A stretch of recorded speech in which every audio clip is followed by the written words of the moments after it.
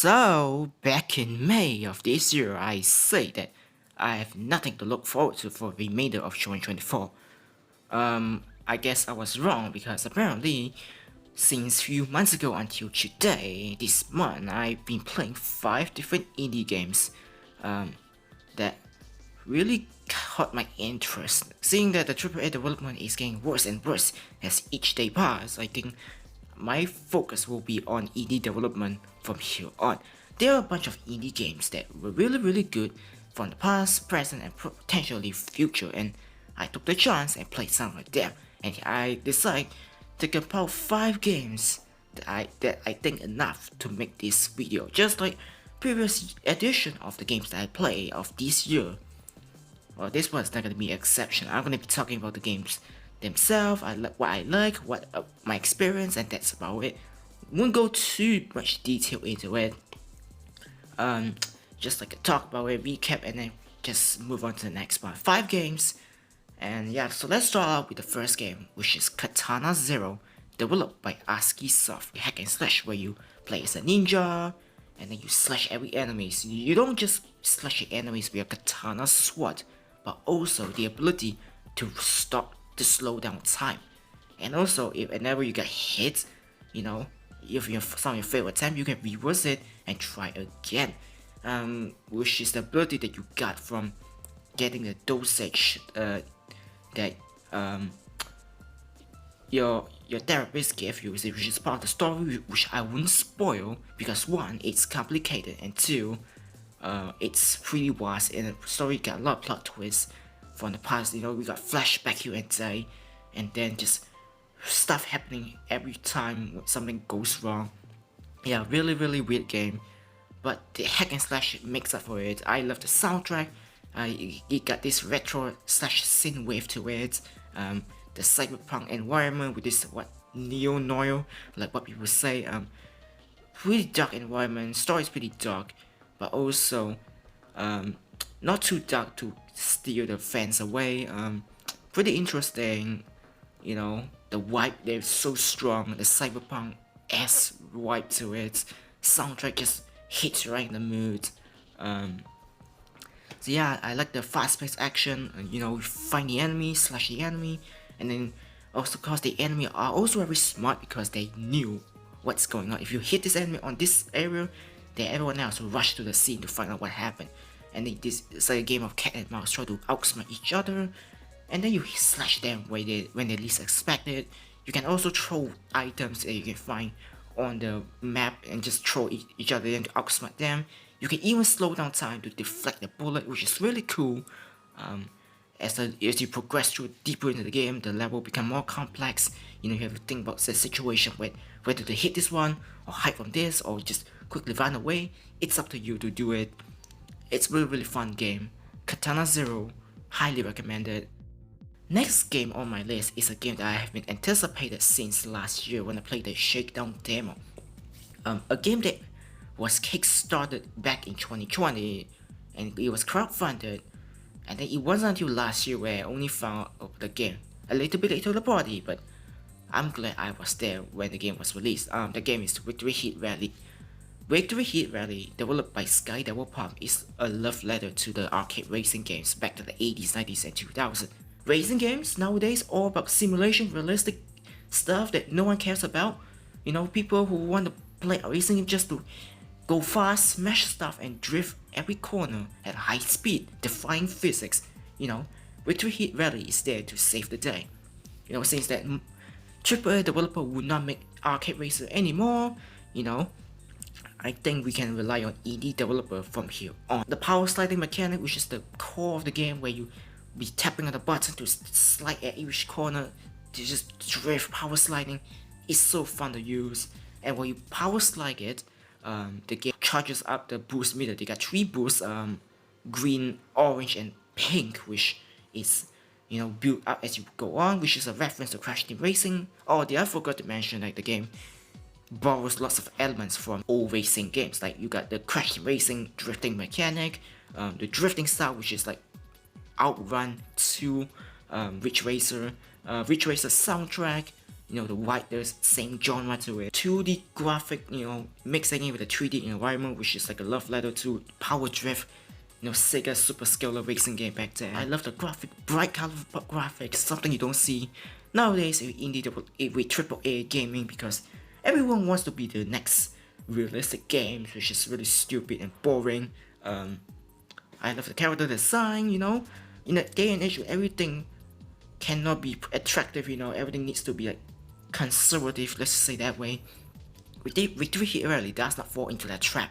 The characters are expressive, they have personalities, and lots of dialogue with nice 3D polygon model. My favorite is always Chrissy, and also sometimes I'll use Kenzie and Minji. The visual are just energetic, everything felt so 90s, back when games so much personality, not afraid to like showcase their concept and passion, when developer doesn't care about realism, they just make a game based on their interests. This game is hits all right on the notes and the check mark.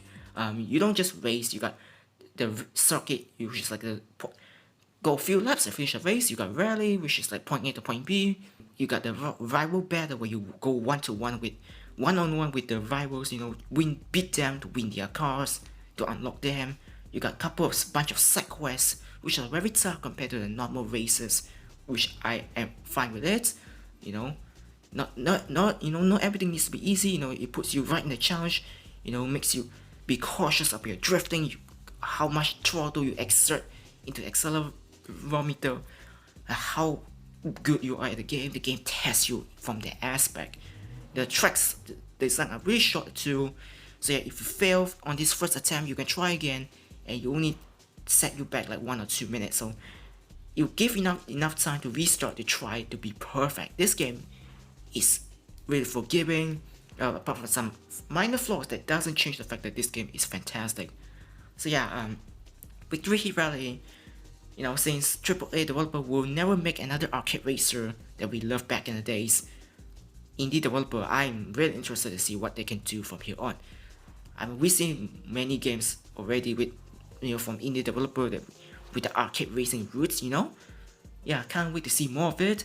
If 90s arcade racer, the game that never came out, probably never come out, never will, at least we got Victory Hit Rally, which I will gladly take. So yeah, go support Victory Hit Rally, one of the best indie game of the year, my game of the year in my opinion, because it rightfully deserves it. So yeah, Victory Hit Rally is fantastic. The third game that I play is Balatro, a game that I played in November, which is this month, and wow, I was skeptical about this game. I was like confused, like what's with this game? Why is everyone just being so talking about this game? Why is everyone so interested? So some people were even addicted to the game. So I was like intrigued, and then came November, I was like, okay, I'm just gonna throw in the tower. Just throw it on the tower, pay the game, play on my phone, and wow. This game never lies. The fans, the players, the reviewers were right. This game is seriously addicting. It's essentially a card game, poker game, where you match the cards, to get enough score to beat your rivals, which you cannot see. When people say that this game, you don't need skills or any poker, you don't need too much poker knowledge to play. They were right. You don't even need poker knowledge to play this game. You just need some trivia and your brain to understand it, like pairs, full house, and those terms that you see when you play poker. Yeah, that's all you need to know. That's about it. And then you match the cards, and then you get enough points, and then you move on to the next round, where you have to score more and more points until you end up failing to do so. That's the appeal to it, and yeah, considering it's a roguelike game, a genre that I don't like these days. You can buy different power-ups to double your score or even remove some of the cards. Yeah, lots of customization you can do to put your cards to take it to the next round, your weapons. Really good game, nothing else to say. Got different crossover as well, Vampire Survivor, Dave the Diver, and Among Us. You can, lots of crossover. Won't be surprised if they do more crossover with other indie games. Would love to see it. Yeah, you just pair the cards, score the points, move on to the next round, that's about it. nothing more, nothing less, not too complicated, as long as a brain, as long as you know some program knowledge, you know, some pairing, full house, you know, that's all you need to know, you're good to go. Yeah, Balatro is a really good game. So game number 4 is the game that I played. The following two games are games that I played this month, and I'm glad that I played this game in the number 4th game, not in particular any order of these games though. All these are really amazing, I just put them in numerical order and not in particular any order, so yeah, don't be angry if this game is number 4. Luna Lux is a game that I played this month. What a fun RPG it is. Now yes, I've been saying multiple times on this channel that I don't like RPG. I think they're boring, they're mundane, and just took forever because of the grinding. So yeah, when I look at this game, I was very skeptical, you know. I mean, I do play a couple of RPGs, you know, Paper Mario, Thousand Year Door, the recent one, the recent one, and I only play a couple of RPGs from the past till then. So yeah, going into this game, I was skeptical, and wow, I was gladly wrong. I would take the fault because this game is pretty good. I was expecting some kind of like turn-based, you know, traditional turn-based RPG, but I was surprised that this game provides more than just that. It's like a hybrid turn-based, like what the store page says as I'm reading now. It's like a really fun turn-based game that took some element from some of the bigger franchise, you know. Apparently it's like a Mega Man Battle Network game, a game that I haven't played before. Only played like the classic Mega Man games and only the first 3 Mega Man X games and nothing for the rest of the Mega Man franchise. But apparently people say this is Mega Man Battle Network style, there's Mario and Luigi elements to it, there's also Undertale elements to it. So yeah, the game RPG is pretty fluid, I would say that way. I have no too much experience on RPG, but I'm gonna say still that this is a really good RPG. Like when you attack the enemy, you got different movesets. Sometimes you have to like, where do I start? Sometimes you have to like press the quick time event, you know, tap to do a second attack. Sometimes you also have to like mash the button to perform more attacks. Sometimes you have to time it correctly. Yeah, the game has lots of elements blend into the RPG. Battle network, when the enemies attack you, there's like this grid formation that you can dodge the attacks. Like there's this tree grid here where you have to dodge the enemy attack. You stand in one of them that is unaffected. There's also this 9 grid that we have to dodge the enemy attack, which after I watched some gameplay footage from Battle Network, I can agree it kind of reminds me of that. And yeah, I actually enjoy this element to it. Because of that, the RPG doesn't feel like monotonous because you don't just attack and wait for the enemy to attack you. You are involved in dodging the enemy attack as well for the most part. There's another one also which plays a key factor that makes me love the game more, is that you got shield. Okay, you know, you got shield, you know, to block your attack, but those came in limited number. Like you start like 1 or 2, and then we ran out of them. You would think, oh, how am I supposed to dodge? What am I gonna do now? So at first I was very annoyed because why do I have to recharge my shield to dodge enemy attack? Why can't I just dodge it unlimited? I got hit multiple times, got game over multiple times, got really frustrated as well. That was in the first chapter as well. Then it turns out that you have to charge your special power to even use the shield and other mechanics. Like all your attacks are tied within a special power SP.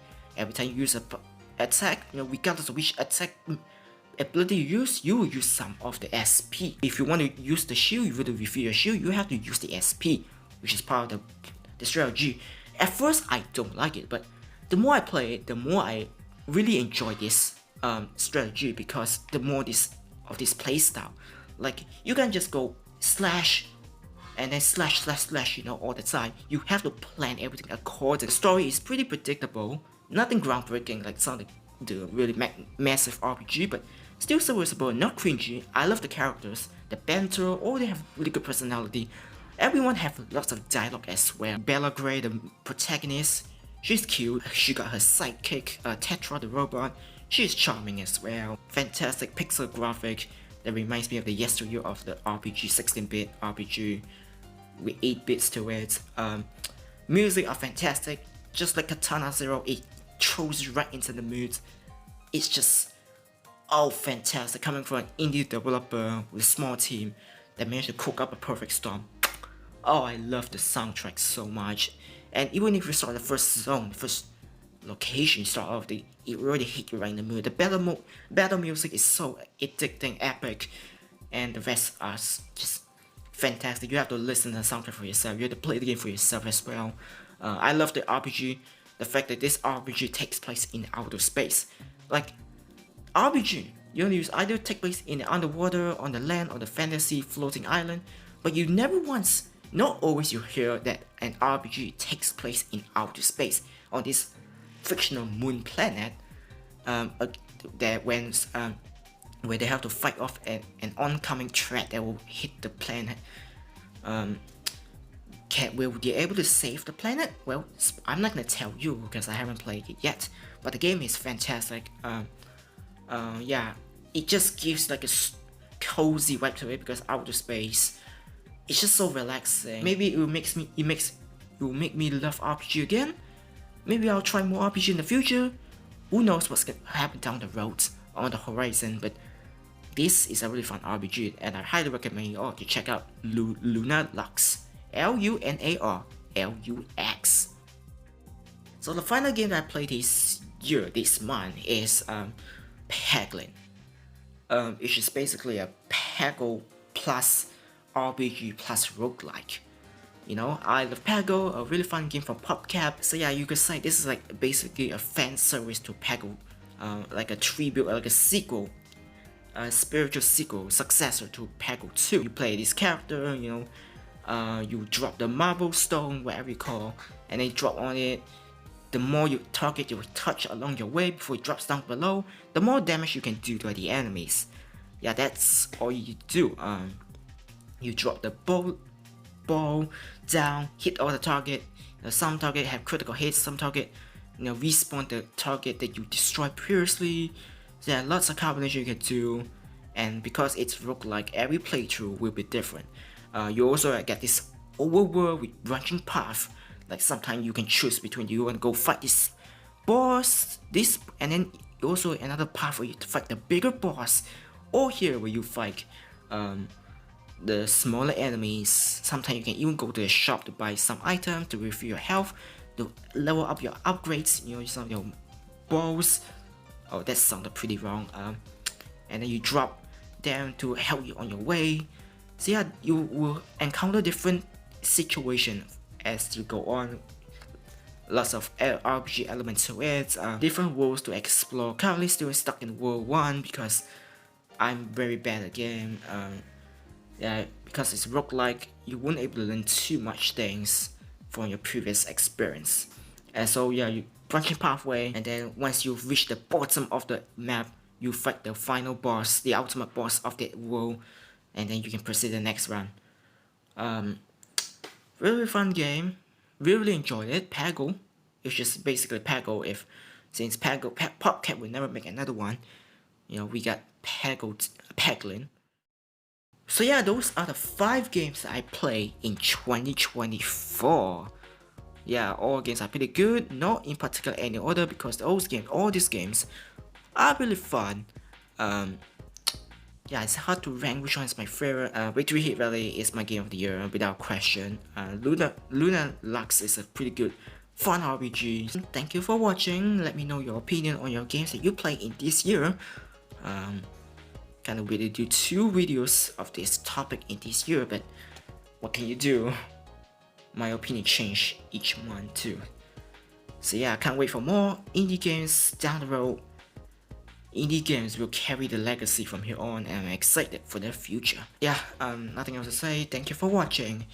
Have a fantastic year ahead in 2025, because we all know the year will get progressively worse anyway. Yeah, thank you for watching. Happy holidays. See you all, hopefully next year. Goodbye.